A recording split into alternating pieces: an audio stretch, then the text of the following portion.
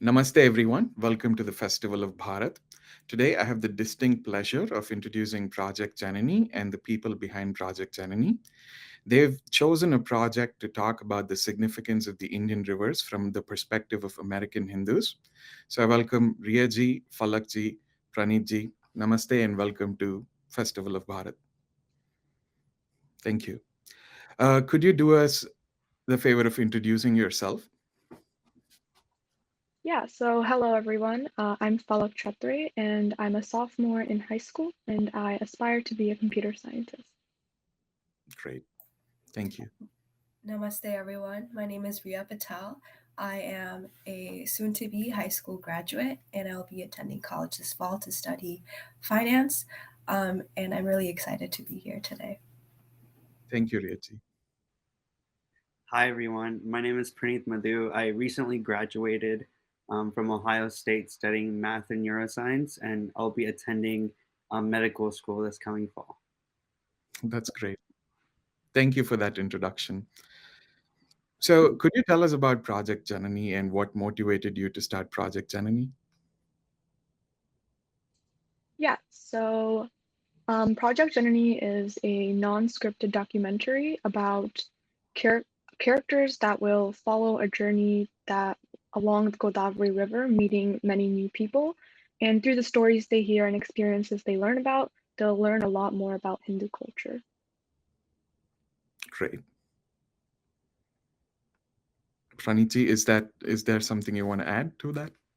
Yeah, for sure. So, in terms of what motivated us to start this project, as we know, the representation of minority cultures in general, especially Hinduism, is quite low in the West. And when there is representation, it's not from an authentic voice. It's not very accurate. There are many inaccuracies in it, and it's not regularly from the voice of Hindus themselves, right? It's from different communities that speak for our identity, speak for our culture.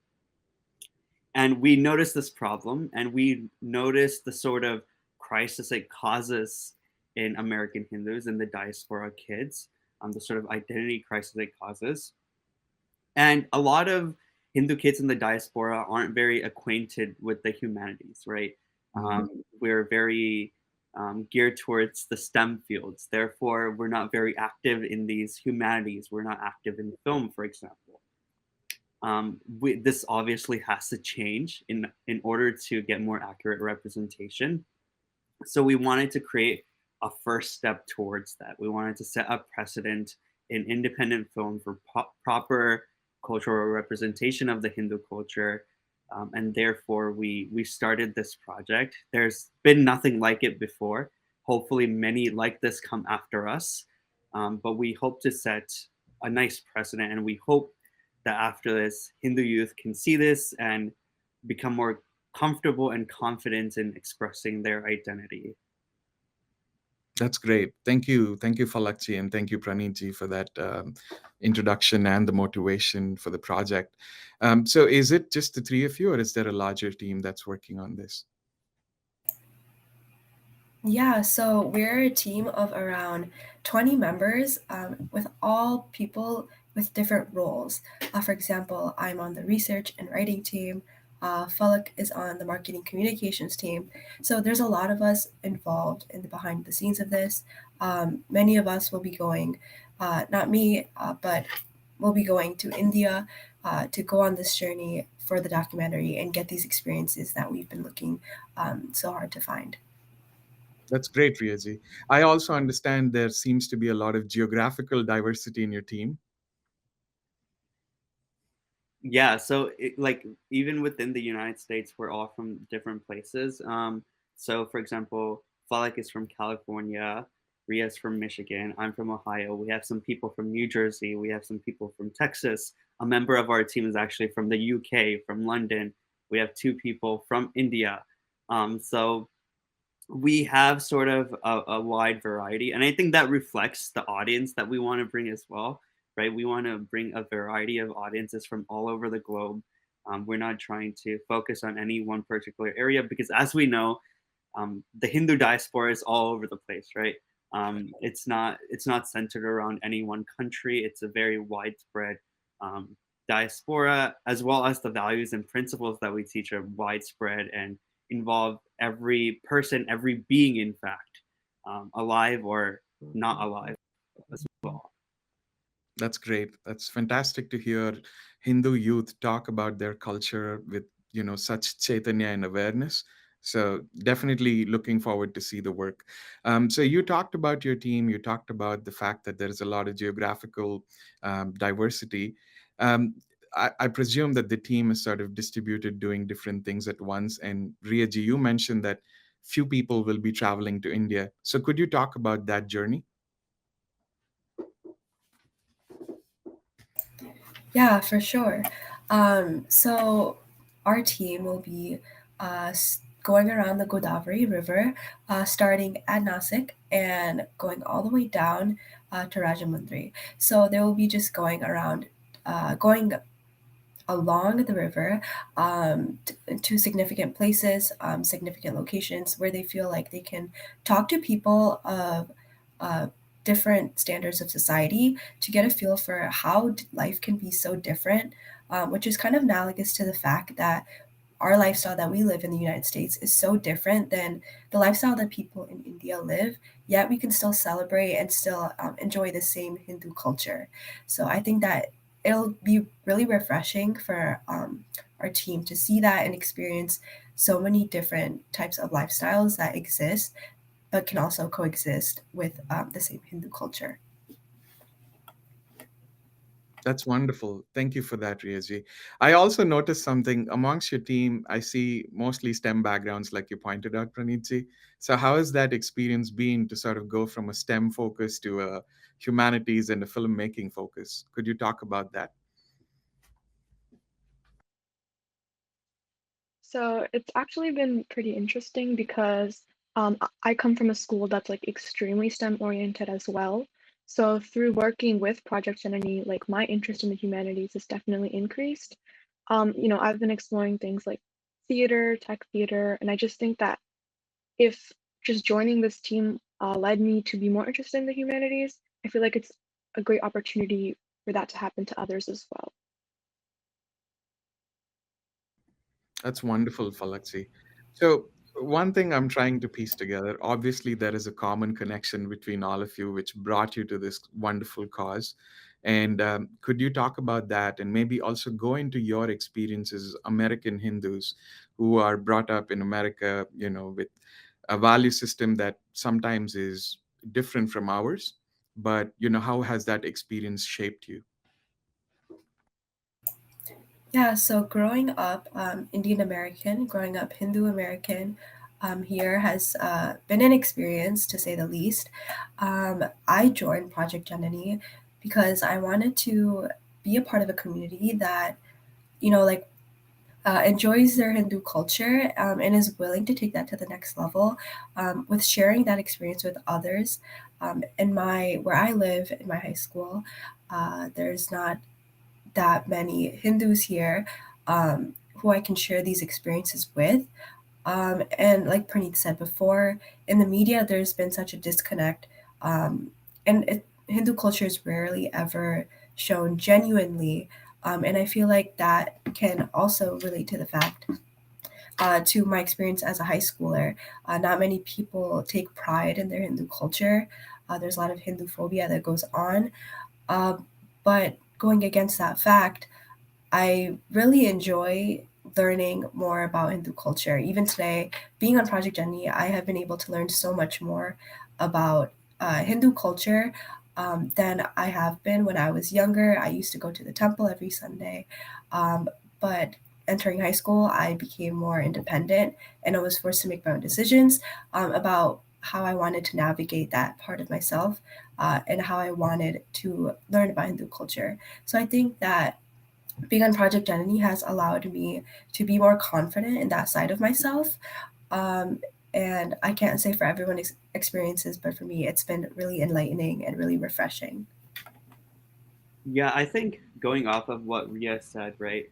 It's we sort of when we're living in the diaspora, a lot of our culture is just given to us, but not really understood, right? It's either forced upon us by our parents, maybe random shlokas that we learn here and there, and told to memorize, but we never really make it intuitive for ourselves and understand it.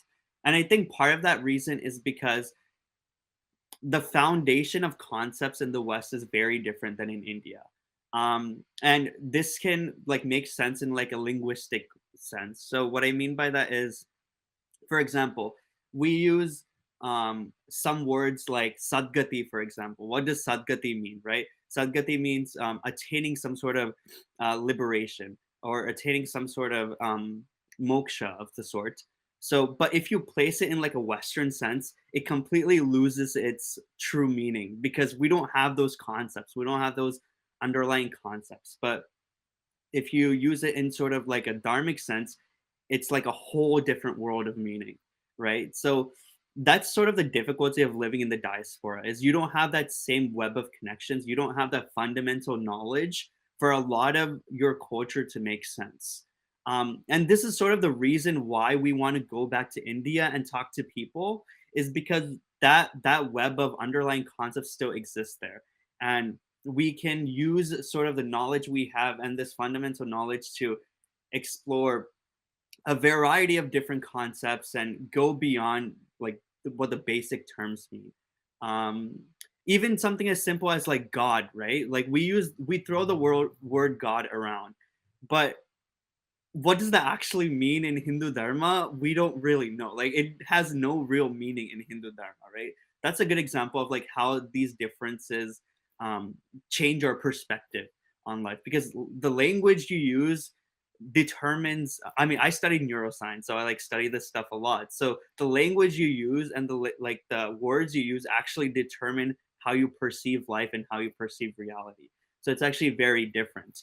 Um, and again, like going back to the question where you're talking about the learning curve to going into film, these are all the very subtleties that we had to learn in order to showcase our vision beautifully and in order to make sure it makes the most cultural, linguistic, and humanitarian academic sense per se. Like we had to learn all these subtleties, make sure we're subtle with the way we use language, and that's just one field, right? If like filmmaking is a completely different world, then we can go into rabbit holes upon rabbit holes about different kinds of cameras, different kind of codecs. There's just so many different like things, but it's been like one of the things we were looking at when building this team is we wanted lifelong learners. We wanted people who are passionate about learning for the sake of learning, not for some other reason.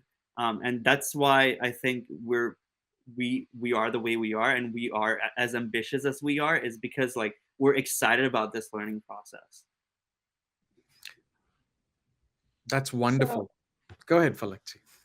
Okay, so I come from a school that's so I'm in the Bay Area, right? So my school is like very predominantly Asian, and a lot of my friends are Hindu. And one thing that I've definitely noticed, as Praneeth mentioned, we're taught what Hindu culture is from more of like a Western perspective, from like the textbooks we read or just the way Hindu culture is talked about. And it's always interesting because my parents have always been like extremely religious, like pujas. They've always advocated for meditation, and that's like a stark contrast to kind of maybe my friends or other people that I spend a lot of time with. And that's caused a bit of a conflict between, how am I going to represent my Hindu culture? Like when I grow up, what am I going to believe? And I think just I've been bombarded with so many definitions of what Hindu culture is, whether it's from my parents, teachers, my friends. Being with Project Janani and just being around a group of people that are all have experienced similar things or, looking for the same like truth and knowledge has been an amazing experience, and also having help because there's people that I can talk to about these similar topics. When I make these Instagram posts about informational things about Hindu culture, I learn a lot myself because whether it's asking my parents for information they know or doing some research on the internet. That's fantastic. So you guys have brought up a really personal perspective of how growing up in America as a Hindu has, been challenging to some extent, just based on how the society reacts to, the fact when you declare yourself as a Hindu, the fact that we often get presented a narrative that is still very tainted by the colonial idea of what Hindus are. And thank you for sharing that experience. I did want to ask, there are multiple layers in this process of building that narrative around the movie, right? So, how did you determine what's an accurate source of information? How do you verify, and like, how do you ensure the veracity of it? Yeah, that's a very good question. So even within Hindu culture, Hindu dharma, there are many different schools of thought, right? We're the most diverse. Like I said, like there's not one set of beliefs that we follow. That's why we can't even call it like a religion. Um, so when people ask me like, "Oh, are you religious?" Like that question doesn't really make sense to me because we're much broader than that.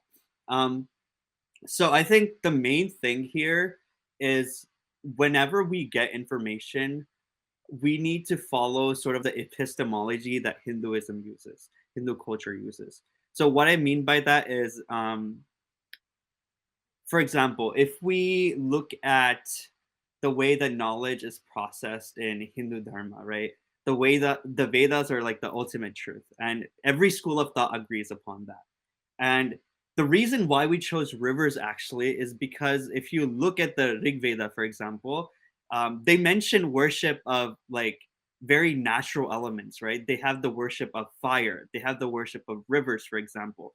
So the worshiping of nature, the worshiping of Prakriti, rivers, is is at the very core, is at the very core of Hindu Dharma. And this is sort of like an eternal truth that every school of thought in Hindu Dharma agrees with. There's no sort of debate around the philosophy of it because it goes back to the Rig Veda, which is the oldest living text that we know of in the world. So like we've us following the epistemology is very different. But once we go into like like the more deeper levels of it, right, we're still trying to go back to our texts and look at our itihasas or upanishads for information. And whenever we use online sources, we have a team of advisors and experts that we always cross check it with, people that have been studying this stuff for years, to make sure we get an accurate sense. Like Reeya can maybe talk about the research that she's been doing a bit. Yeah. So as for my research, there's many different sources where I can go. I can obviously go to the internet.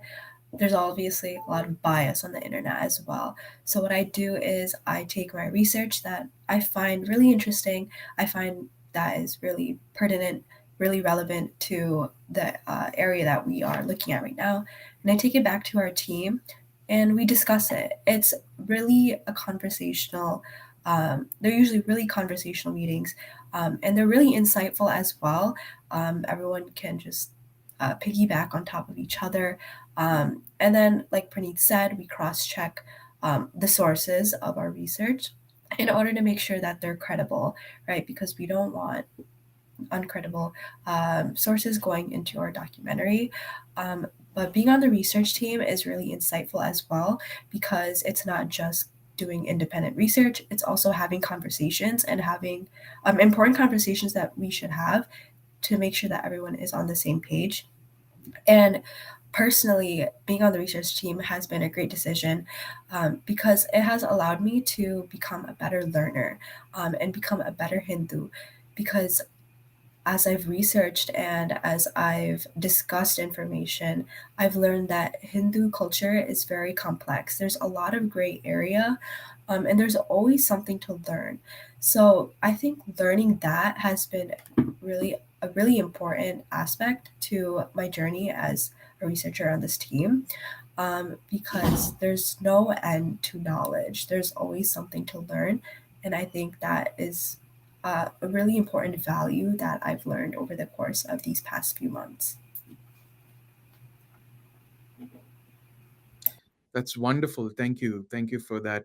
Again, the personal narrative. What I see is a group of young, motivated Hindu yuva who want to go out and set the tone right, also are pushing for the accurate representation of their history and itihasa, as we call it, rather than using the term that is often attached to Hindu history, which is mythology, right? So that's a narrative that I I see that you want to counter. Let me ask you, let's say, a more simpler question. You guys are in different phases of education. Obviously, education is intense in America. It's very competitive. How are you balancing your education and the requirements of the assignments and the lessons and the test prep with this project of yours?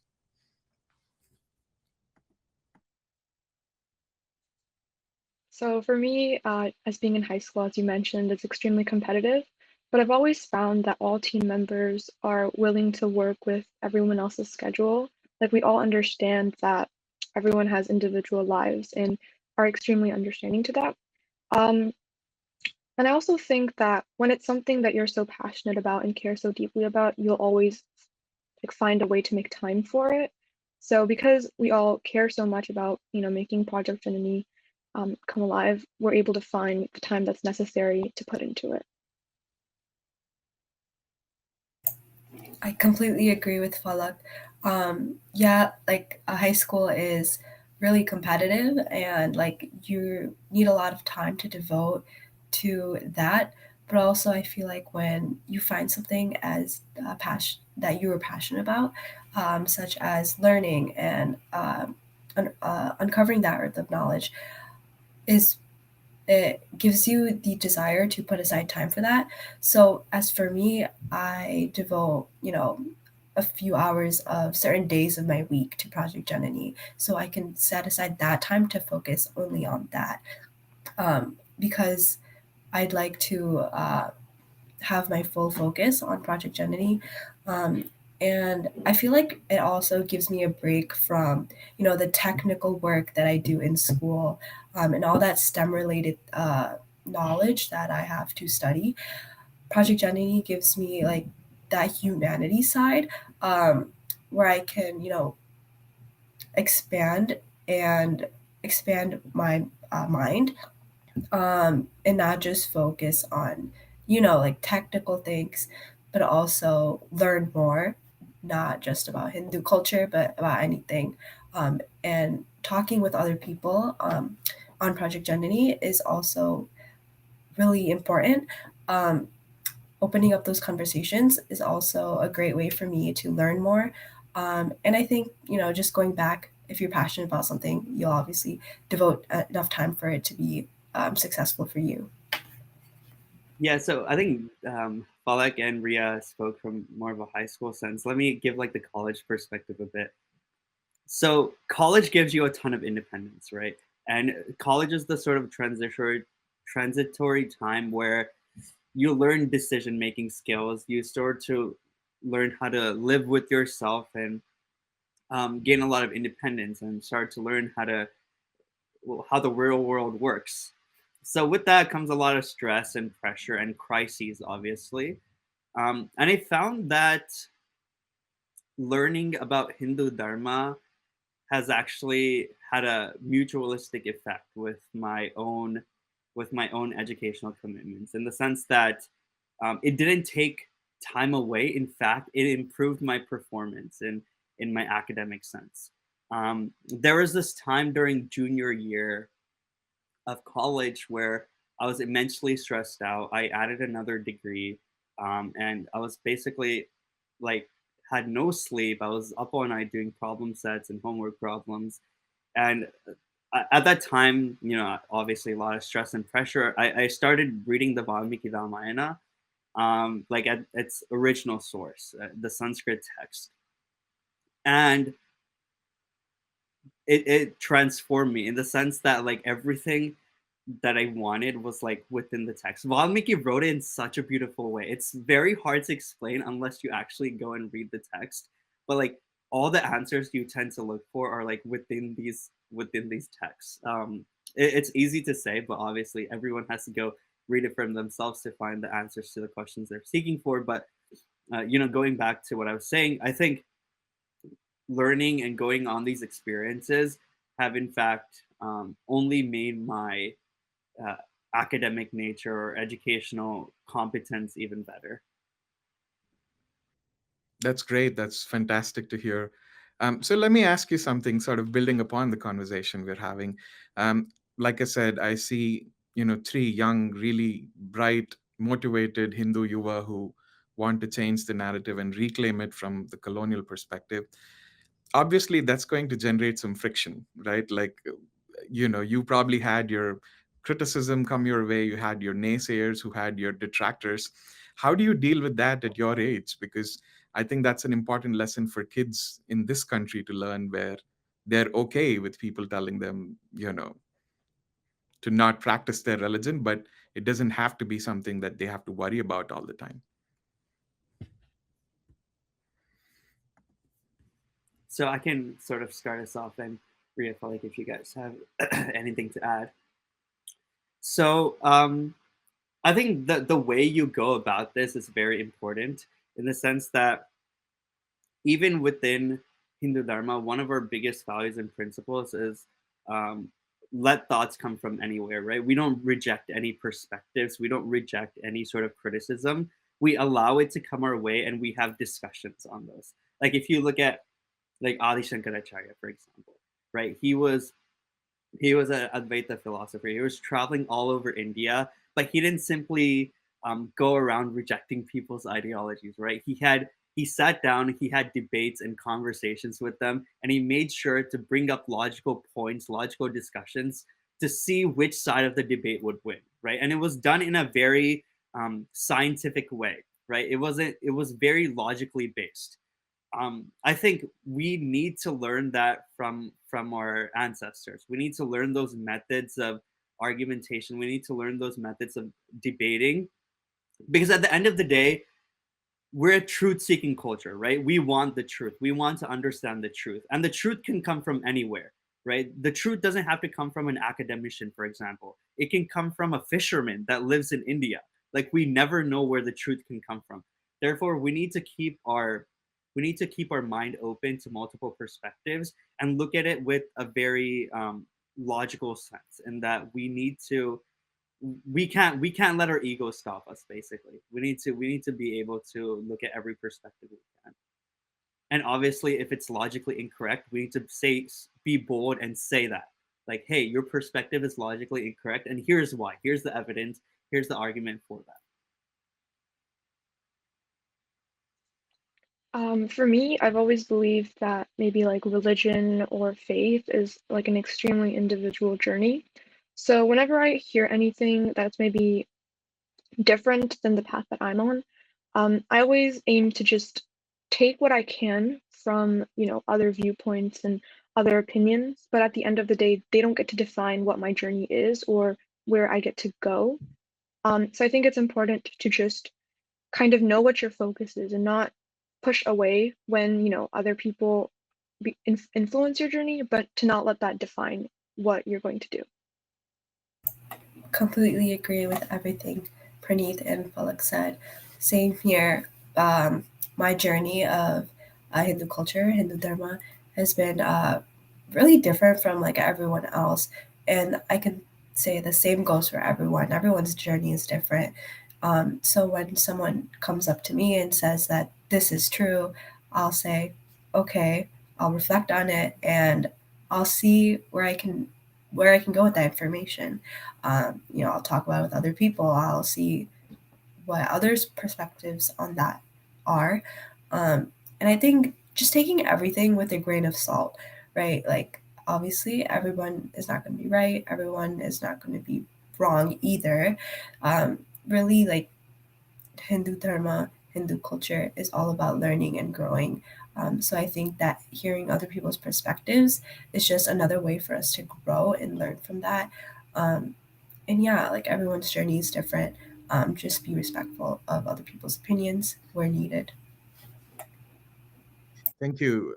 Multiple themes you've touched on. One that sort of jumps out at me is I see you as empowered people who want to retain their autonomy without buying into dogma, right? So the medium that you've chosen to tell your story is extremely powerful.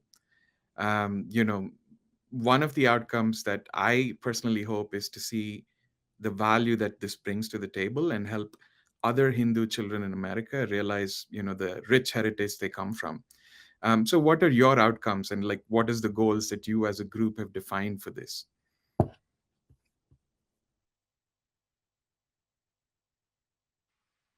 So one thing that when we started, we wanted this to act as was, I have a strong belief that if you create a positive environment, um, you'll start to attract like-minded people. And we wanted Project Janani to serve as a lighthouse for that. We wanted it to serve as a lighthouse for Hindu diaspora kids who are sort of in this identity crisis to help to come to shore, basically, to give them a space to have conversations, to have discussions.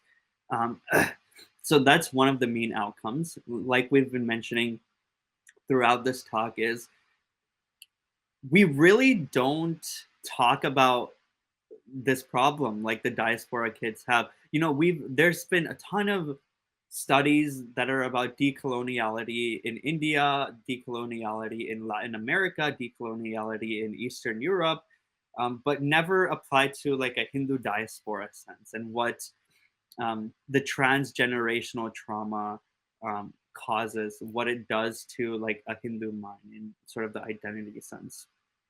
And obviously, like, we can get into mental health and like the studies surrounding it, but it really causes a ton of mental health issues in young Hindu kids.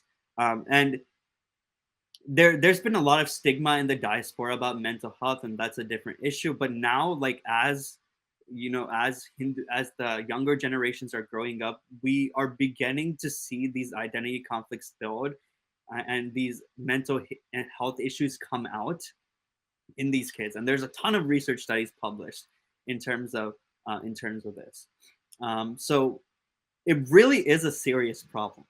And it really has to be addressed. Otherwise, it's going to get worse, much worse.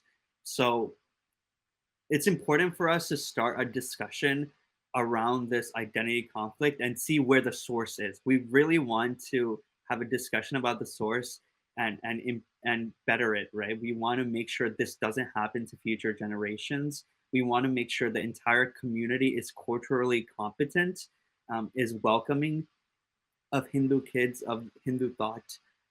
So that's one of our main goals. And the second goal is, I would say, and Falak and Reeya, you guys can add on more, is to professionally grow as a group, right? We want to give everyone in the team experiences that they can be proud of, experiences that will help them in their future careers, experiences that will help them grow as a person, and make sure that they're enjoying the entire process, right?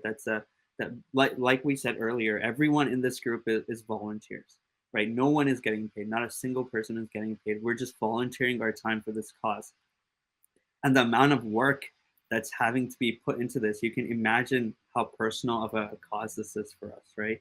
So we really just want to grow as people, and as I said earlier, want to create some sort of a change, no matter how small it may be, in this discussion. Yeah, we all are here just to make a change. And I think it's really interesting how a lot of us, most of us, do not know how to make a film, to simply put it that way. But we're all joining in this initiative in order to make a difference, not to make a film, but use that as a medium for conversation and to open up new conversations with other people who might have not realized that this was something that was needed in our community.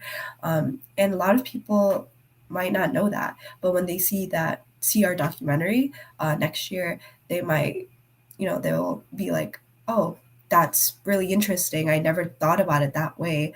And, it just opens up new doors for conversation, and it just grows the conversation further, which is all we really want.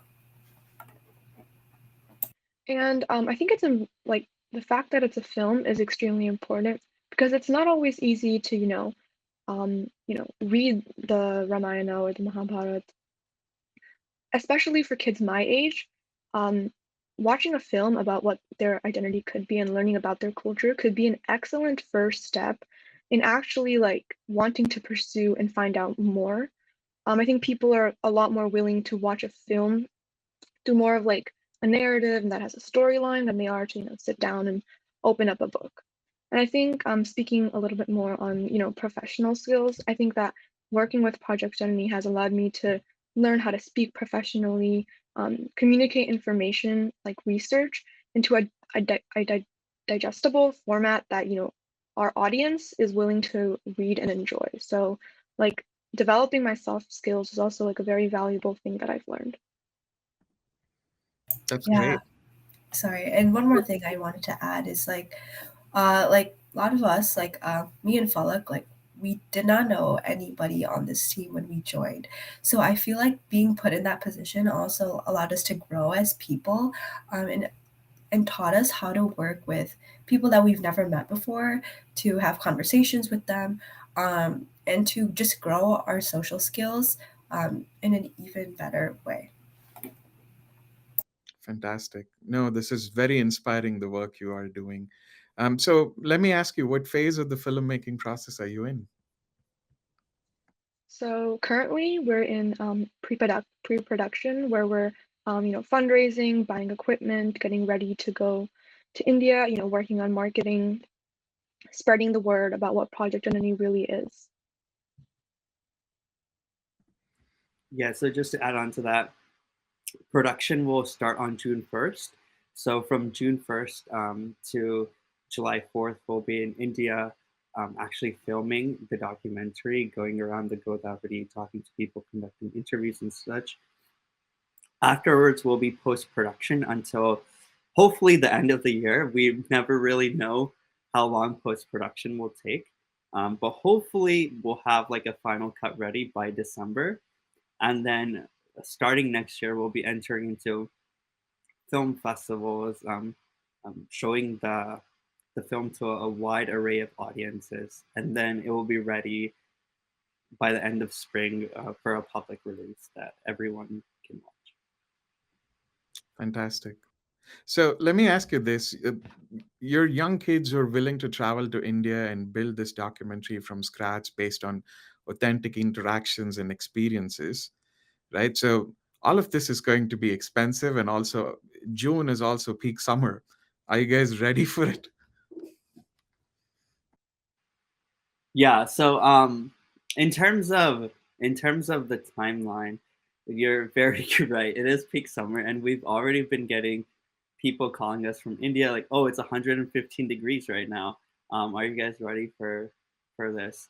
Um, I think we're using the troubles in a metaphorical sense in the documentary. Even the monsoon, we're trying to depict it. We're using it for our story to use it in an artistic sense. And you guys will see what that means when we release the documentary. But we're really turning our troubles into advantages. We're looking at them as opportunities to depict in the film. In terms of fundraising, yeah, it does take a lot of money. And to be honest, so our budget is $25,000 to make sure everything in the film goes according to plan in terms of production, in terms of post production. And if you look at it from the perspective of a film, that's a very, very tiny budget. Even in terms of documentary, it's a very small budget. And that's because, as I said, we're all volunteers. Everyone is really just committing time and resources to this project wherever we're cutting costs we could. But we still are fundraising.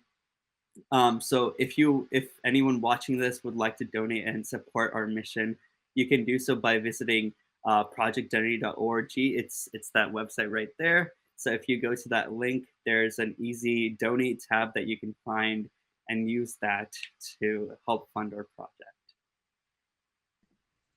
And another thing is that the people backing our project, the people donating, many of them are part of Hindu society. And so it's really interesting that the film is being created by the community that it's kind of for. And so it's kind of that cycle of investing and putting time into something that's going to help your community in the very end. That's Yeah, great. something Yeah, go sorry, ahead, Plum. something like Falak said, we want to emphasize is this is an effort by the community and for the community, right? So that's sort of the reason we elected to do crowdfunding. I mean, we could have gone to a production house, right, and pitched them the idea and be like, hey, can you guys give us all the money so we can make this film? But we elected to do crowdfunding because we wanted the community to engage with us in this project. We wanted to give the entire community an opportunity to follow our journey to be a part of this project. So that's sort of the reason we elected for crowdfunding. It is much harder. It is much harder to raise funds that way. But I sincerely believe that um, if you do the work with honesty, if you do the work with integrity and with an attitude of truth seeking, the universe will come your way and help you achieve your goals. Um, so yes, that is sort of the mindset we have for this project. That's absolutely fantastic. I did want to touch upon this for some of our folks who want to help, but may not have grounding in Indic literature or Indic languages. Um, could you elaborate on the significance of the word Janani and why you chose that for your project? Yeah, that's a good question. We actually don't get asked this question enough. So we were initially when we wanted to make a documentary, we were like looking at different topics, like what to make it on, what is the medium to make it on. And we were initially thinking yoga, but that's a very sort of saturated space already. It's very hyper saturated. So getting a different opinion in that space would kind of go unknown, which is why we were thinking about doing something on rivers. And the Godavari River has a very personal connection to many members of our team.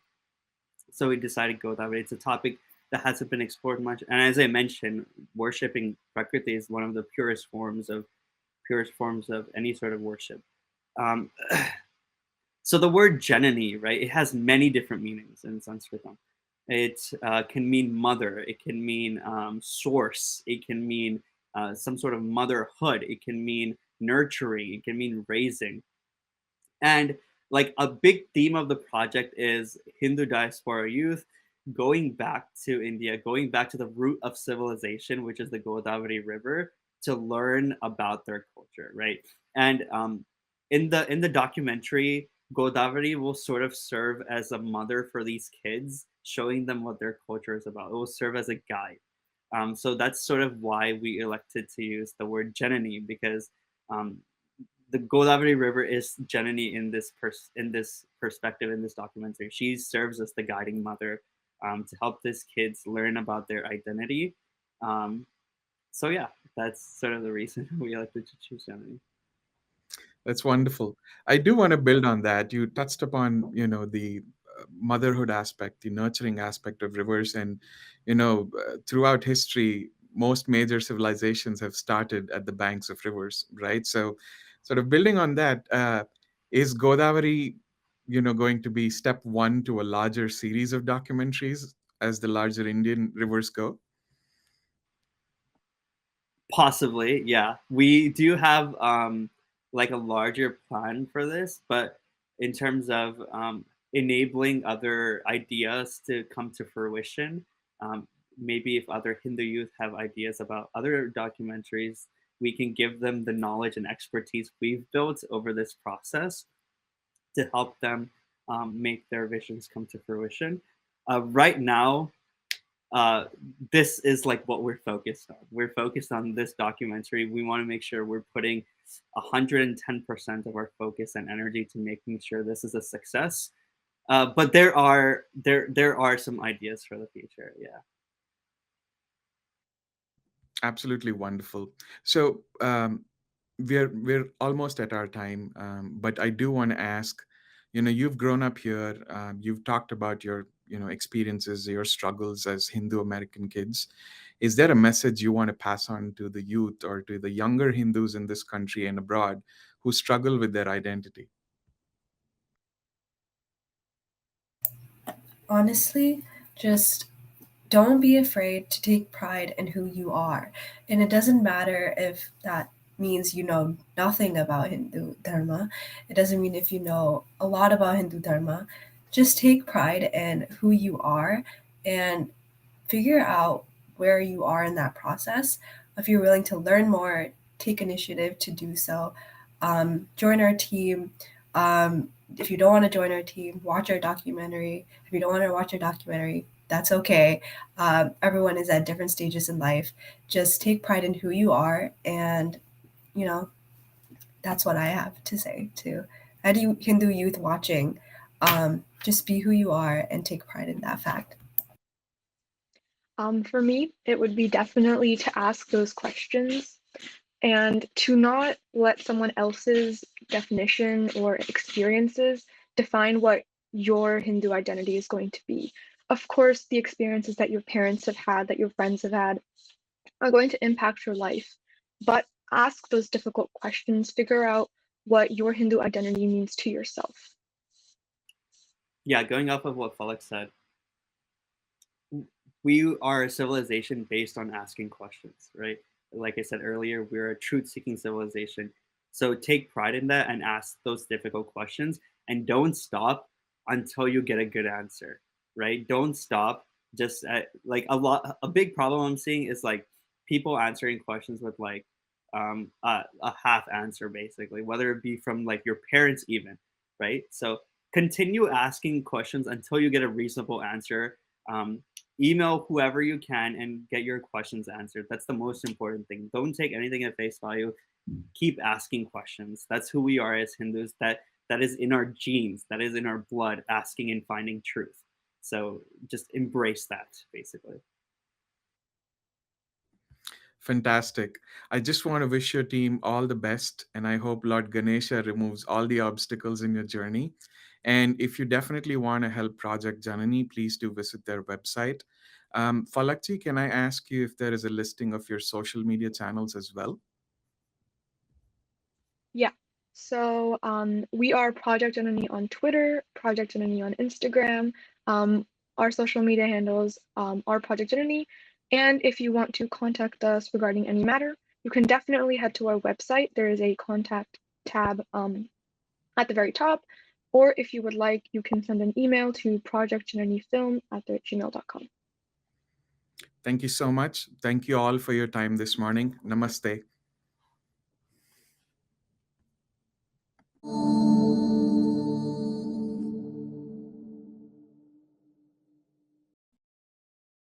Please remember to subscribe to us and switch on the notifications for this channel.